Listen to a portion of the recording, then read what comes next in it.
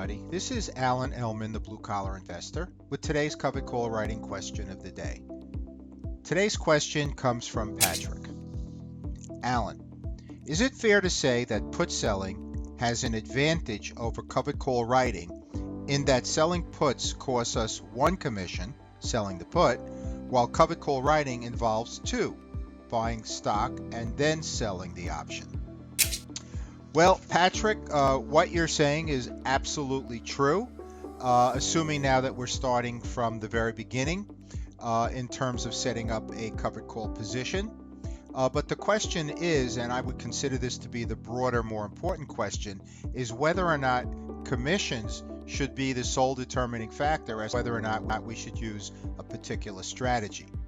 So let's first by starting off with a hypothetical trade, a similar trade for both calls and puts.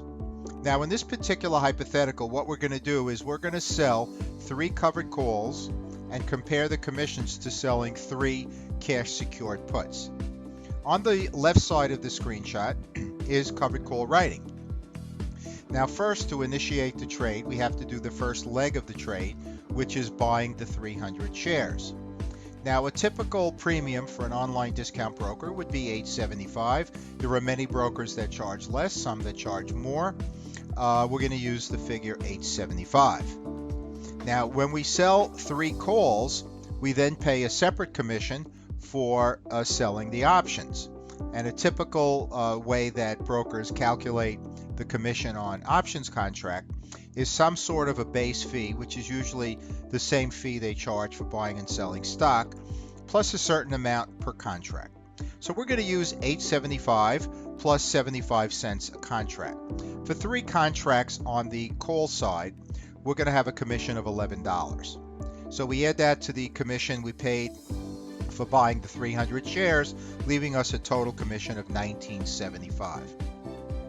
Let's move now to the right side of the screenshot for selling the cash secured put. Well, we're selling 3 contracts. So it would be the same basic premium as we paid for selling the calls. $8.75 plus 3 times 75 or $11. That's our total commission on the put side. So looking at it from the very basic viewpoint, selling the puts will cost us $8.75 less than writing the covered call, and that comes to 29 cents per share. So the question is that enough to motivate us to use put selling over covered call writing? Now, what I say, and I say this in a humble manner, is that it is not. There are other broader things we must look at when we're determining which particular strategy we're going to use. So let's first take a look at the counter arguments to using puts because of the one less commission. And first argument, and many of you that use these strategies know this is true, that many times we're writing a covered call on a stock that we already own. So in essence, there is only one commission. Some examples. If we're rolling an option, well, that means we sold the option on a particular stock, and because it's in the money as expiration Friday nears, or 4 p.m. Eastern time on the 3rd Friday of the month, we buy back the near month option and sell the far month option. So we keep our shares rolling. So it would be the same 2 premiums as if we rolled a put option. Second example would be portfolio overwriting. And in that particular hypothetical, we have shares we already own in a long-term buy and hold portfolio. We don't want to sell those shares because there might be some tax consequences. Many of them we purchased at a lower cost basis. And also these are generally shares that generate dividends, and we want that dividend flow to continue. So in essence, what we'd like is the extra premium from selling the option, but plus we do not want our shares sold. So since we're not buying shares to sell the call options, then the commission will just simply be on the option side, similar to selling cash secured puts. A third example would be if we sold an option and it's expiring worthless or out of the money. That happens, we still own the shares and we just sell the covered call. Again, the same one commission as if we sold a cash secured put. So that's one argument, that frequently we already own the stock, and that's a very valid argument. But the second, probably more important one, is that covered call writing gives us the opportunity to generate two income streams in the same month with the same trade. One from the sale of the option and another from share appreciation had we sold an out-of-the-money strike from current market value up to that out-of-the-money strike. When we sell a cash secured put, our maximum profit is simply the put premium. So that's a major counter argument to using commissions as the sole reason or the primary reason to use a particular strategy. Let's hammer this home by looking at a real-life options chain for Facebook. Now on the screenshot, you could see the options chain that I captured when Facebook was trading at $115 a share. Now let's take a look on the left side at the out-of-the-money $120 strike. That's for calls. That generated 206. I have that circled in red on the left-hand side of the screenshot. Now a similar out-of-the-money put, which means lower than current market value, would be the $110 strike price, which I have circled in red on the right side of the screenshot. And you could see that generated a premium of 210. So the two premiums were very similar, the put premium being 4 pennies higher than the call premium, but we are definitely in the same ballpark. Now on the left side, we sold the $120 strike, which means that if Facebook moves from 115 to 120, we've generated an additional $5 per share, $500 per contract, $1,500 for the 3 contracts. Now let's compare that to the $8.75 of extra commission we paid for establishing a covered call trade over a put sale. Come on now, you could see that that commission savings pales in comparison to the possibilities we have from selling an out-of-the-money call strike. Now, someone might argue, well, you know what? You could generate more premium by selling an in-the-money put. So let's kind of figure this out. On the left side, we have 206 on the option side with the possibility of another $5. So 706 is our maximum profit return that we can get on this particular trade on the call side. So where can we generate 706 on the put side? Let's have a look at the options chain. And the blue arrow shows that the 120 in the money put strike generates 685, which is close to the 706 we just mentioned on the call side. However, and here's the rub, if we sell an in the money put, that put is going to be exercised unless the price of Facebook moves from 115 to above 120 in 1 month. That is an unlikely scenario. It's definitely possible, but it's unlikely. If that happens, we'll have two choices. One, to buy back the put, boom, there's your extra commission wiped out. Or two, accept assignment and buy the shares at 120. And folks, there goes another commission, because you're going to pay a commission to then buy the shares.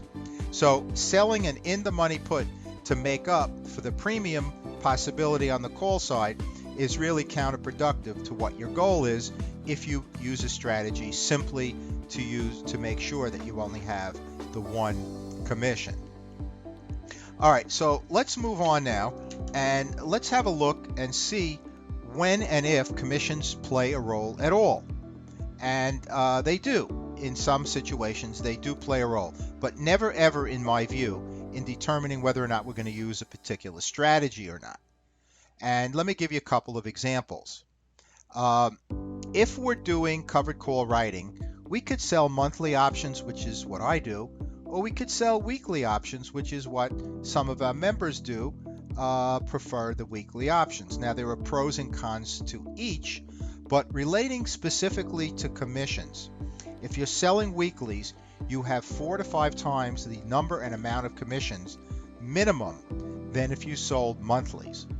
Because 8 months out of the year, we have 4-week contracts, and 4 months out of the year, we have 5-week contracts. So right off the bat, and that's a 4 to 5 times the number and amount of commissions, becomes a significant amount when you compare it to monthly options. A second example relates to mini options. Mini options are products that were developed a couple of years ago on stocks that were very, very expensive stocks like Amazon and Google and Apple.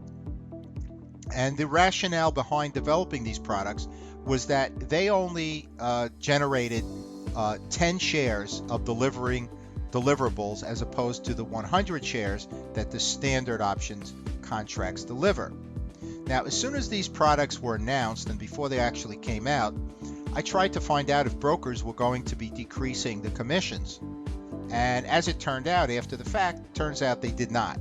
So in essence, those of us that are writing covered calls or selling puts on minis are basically paying 10 times the commission of those we pay for standard contracts. That basically eliminates all the rationale for using mini options. And as a matter of fact, it's a declining product. You barely ever see them anymore. And I believe that within a year or two, maybe even sooner, they're going to be completely gone. So there's a real good example of where commissions did play a major role in determining which underlying stock and which expirations and which contract types we're going to use, not whether or not we're going to use covered call writing versus put selling. So that's an example of when commissions do play a role. Now let's basically summarize everything that we talked about. In my humble opinion, commissions should never ever play a role in determining which strategy we use. However, commissions may play a role in determining how we initiate trade within that particular strategy. Put selling does cost one less commission when we're initiating a trade, but covered call writing in many cases are used only for the option side of it and not to purchase the shares.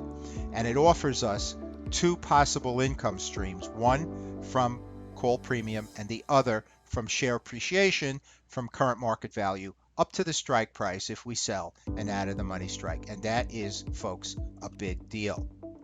Now, in the money puts will generate higher premium, that is true, but it will put us in a situation where there is a greater likelihood of exercise, and that will force us into either buying back the put, there goes another commission, or accepting assignment of the shares, there goes another commission.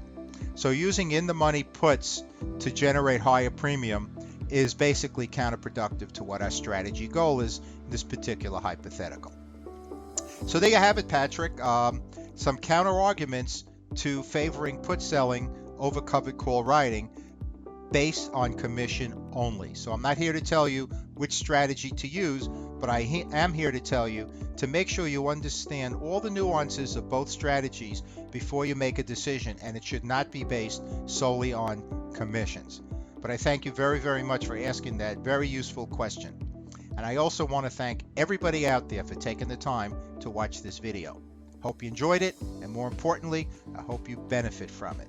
As always, this is Alan Ellman, the Blue Collar Investor. Take care, everybody.